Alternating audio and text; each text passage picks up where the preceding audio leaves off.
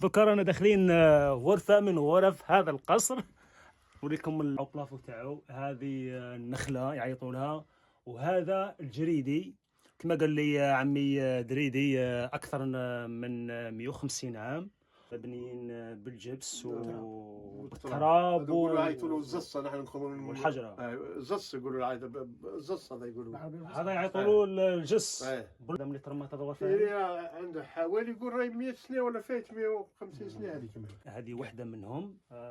لقيت يعني واحد مازال صدفة لقيت هم معلقين الرمان والتمر في جذوع النخل. استعملوه كي يقدم الرمان هذا. استعملوه في الأكل والأكل والدواء للولاد الصغار يعطيك الصحة. هذه هي لكم تشوفوا القشرة تاع الرمان يستعملوها غرفة من غرف هذا القصر.